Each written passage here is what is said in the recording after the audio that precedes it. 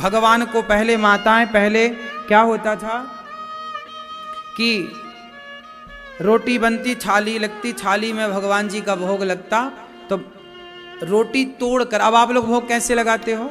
आप थाली निकाले, दाल चावल साग सब्जी रखी, भगवान के आगे रख दिया, घंटी टन टन टन गई, हो गया। ये बलाह टारना है, ये तुम भोग नहीं लगा रही हो, इसे बलाह टारना बोलते हैं हमारी भाषा में। क्यों? तो फिर सही क्या है तरीका? भोग लगाने के समय तुलसी का पत्ता डालो और रोटी तोड़ो, जैसे माँ अपने बच्चे को खवाती है कि नहीं, ए बेटा आज अगले, ऐसे रोटी का एक टुकड़ा तोड़ो, साग लगाओ, दाल लगाओ, फिर भगवान जी को, हे प्रभु भाव, हे नाथ स्वीकार कीजिए। ऐसा भाव बनाओ कि भगवान खा रहे हैं और आप खिला रहे हैं। ये एक, फिर दूसरा रोटी का टुकड़ा तोड़ा, फिर अपानाय स्वाहा, व्यानाय स्वाहा, उदानाय स्वाहा, समानाय स्वाहा। नहीं आवे ये तो हे प्रभु स्वीकार कीजिए। चावल है तो थोड़ा दाल चावल में लाओ, खवाओ भाव से। अब भाव है नहीं, खवा है नहीं रहे हैं, रख के भाग गए। तुम बच्चों को ना खवाओ तो बच्चे खाते हैं क्या? बोलो। माँ बच्चे के पीछे पीछे भागती है कि नहीं खवाने? बोलो। फिर भगवान को वही भाव चाहिए जो एक माँ का बच्चे के प्रति भाव है। जो एक भाव माँ और बेटे का है, वही भक्त और भगवान का भाव होना चाहिए कि भगवान अब खाएं। खिलाने के बाद भगवान के मंदिर में एक कपड़ा होना चाहिए, खवाए हो फिर भगवान को थोड़ा सा जल पिलाओ, फिर कपड़ा से ऐसे ऐसे ऐसा भाव होना चाहिए कि आप भगवान जी का मुख साफ कर रहे हैं। ये भाव है। मंदिरों में क्या चल रहा है? भाव की पूजा चल रही है। भाव है तो सब कुछ है, नहीं है तो क्या है? फिर वो भी क्यों कर रहे हो जो कर रहे हो? बिना भाव के किया गया सब बेकार है। भावग्राही जनार्दन, भगवान क्या चाहते हैं? भाव। भाव समझते कि नहीं? नहीं समझते। कौन सा भाव समझते हैं? टमाटर क्या भाव चल रहा है, वो वाला भाव? तुम तो केवल वही भाव समझते हो। आलू टमाटर क्या भाव चल रहा है, वो वाले भाव से थोड़ा इस भाव की तरफ आओ। जब तक इस भाव में नहीं आओगे तब तक अधिकारी भी नहीं है हम लोग। अब लोग ना सवे 10 बजे नहाएंगे। अब गांव में क्या लोग क्या करते हैं? पुरुष वर्ग, स्त्रियां तो, स्त्रियों का भी अभी बताएंगे, पुरुषों का पहले बता दो। पुरुष लोग क्या करते हैं? 10 बजे तो नहाएंगे, या 9 बजे या 8 बजे, जो भी। कुछ पुरुष तो नहाते हैं लेट, नहाएंगे और केवल चड्डी पहनेंगे, है ना? और चड्डी पहन के, केवल चड्डा पहन के, और फिर 2 अगरबत्ती जलाएंगे, पूरे घर में घूमेंगे, ओम जय हनुमान जय जय। घर में बहुएं हैं, बेटियां हैं, सब तुम्हें देख रही हैं, और तुम पूरे घर में घूम घूम के अगरबत्ती घुमा रहे हो। अरे तुम लपेट तो लुटाओ। उनको लगता हम यही पूजा करें, चड्डी पहन के पूरे में घूम रहे, 2 अगरबत्ती जलाए, जय हनुमान ज्ञान गुण जगर जगह भी लोगों जगर जय हनुमान ज्ञान। आरती भी कैसे करते हैं? ओम जय जगदीश रे स्वामी जय भक्त जनों के संकट भरण में दूर करे, ओम जय जगदीश रे। ऐसा लग रहा है जैसे ट्रेन छूटी जा रही है। काहे कर रहे हो?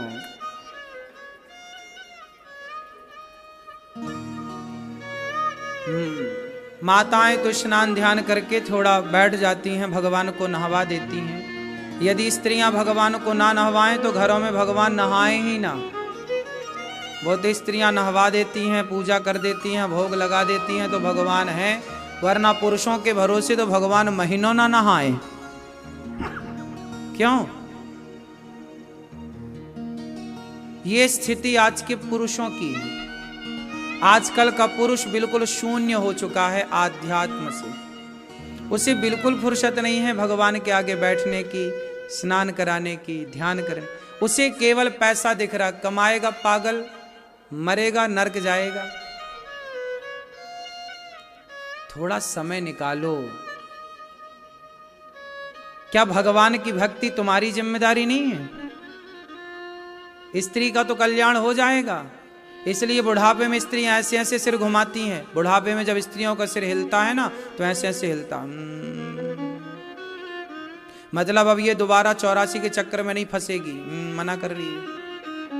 लेकिन पुरुषों का सिर कैसे हिलता बुढ़ापे में?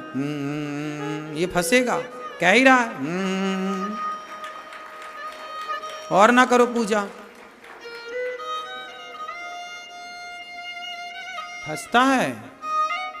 पुरुष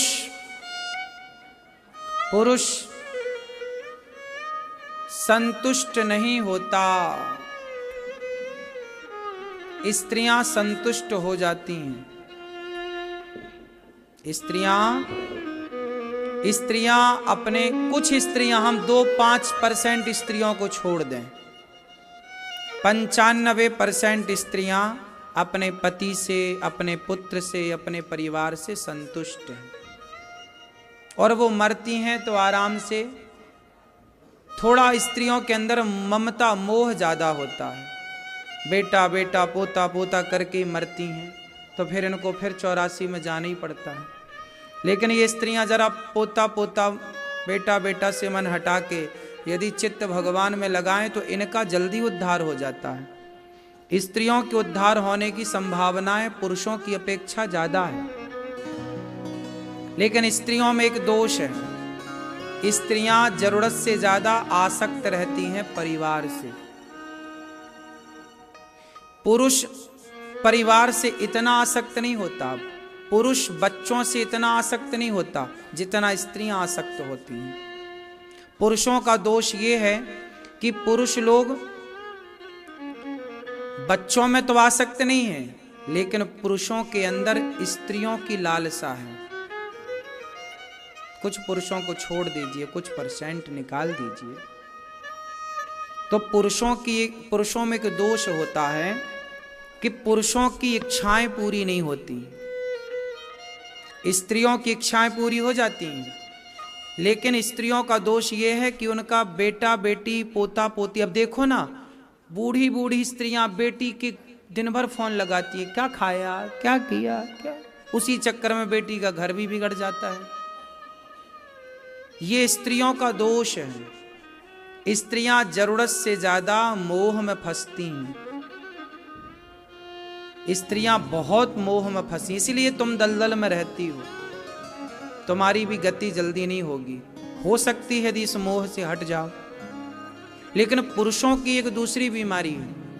पुरुष की बीमारी ये है कि पुरुष बुढ़ापे में भी, शरीर जर्जर होने पर भी उसका मन भोगों की तरफ जाता है, पराई औरत की तरफ बुढ़ापे में भी मन जाता है। पुरुषों के अंदर 2 दोष हैं। पुरुष पहला भोग विलास की ओर जाता है बुढ़ापे में भी। आप ये मत सोचिएगा कि ये बूढ़ा हो गया है, नहीं, उसका शरीर बुढ़ा भया है, उसका मन अभी फिर भी जा रहा है। भले शरीर कुछ ना कर पाए, लेकिन मन बहुत चंचल है, पहला। दूसरा दोष पुरुषों का, पुरुष जैसी जैसी उम्र बढ़ती है, पुरुष धन दौलत के प्रति ज्यादा आसक्ति उसकी बढ़ती जाती है। स्त्रियों की आसक्ति बढ़ती है बेटा बेटी में, और पुरुषों की आसक्ति बढ़ती है धन में। राधे राधे दोस्तों, आप आशा करती हूँ आप सभी स्वस्थ होंगे, मस्त होंगे और अपने अपने कामों में व्यस्त होंगे। और महाराज जी के श्रीमुख से आपने ये कथा का श्रवण किया।